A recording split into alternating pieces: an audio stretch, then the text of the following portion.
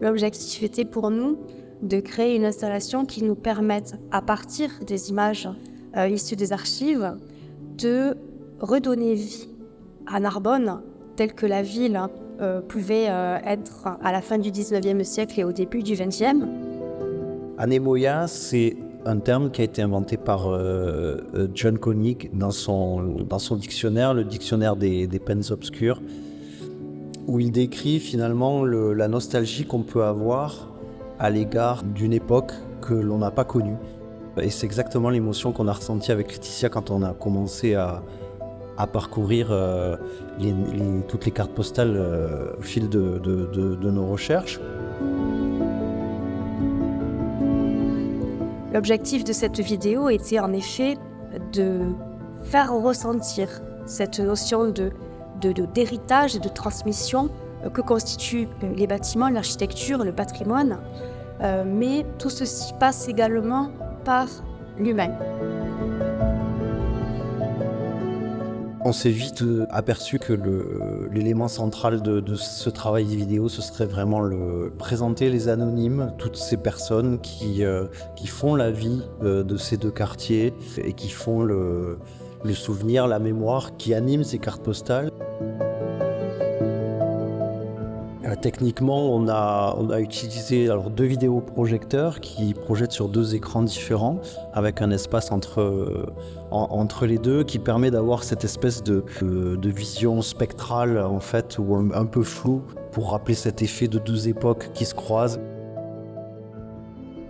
Dans les outils, l'idée c'était aussi, pour faire ce pont avec notre époque, d'utiliser des outils contemporains et notamment une intelligence artificielle qui a permis de réanimer les visages des personnes qui étaient sur les cartes postales en fait, pour les faire revivre.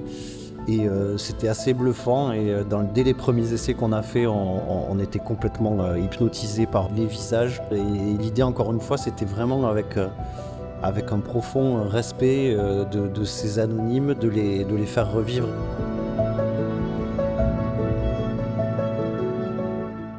Il y a également un travail sonore qui a été fait, encore une fois dans ce souci d'immersion. L'idée c'était de faire revivre des sons complètement anodins, mais des sons de pluie, des sons de vent, mais qui ont eux aussi résonné à travers les rues de ces quartiers.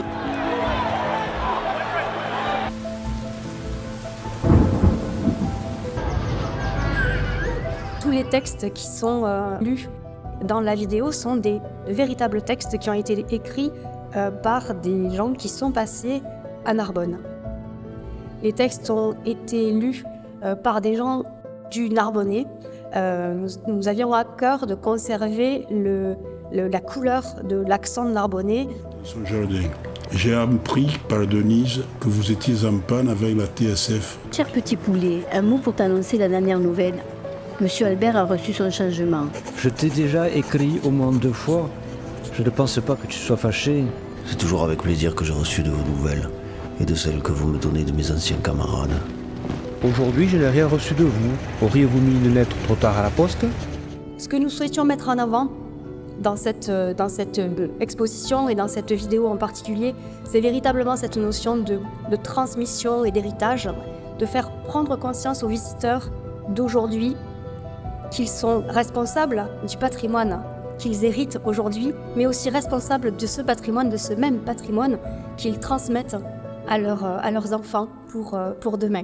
Et c'est véritablement dans ce sens que nous avons souhaité construire ce projet.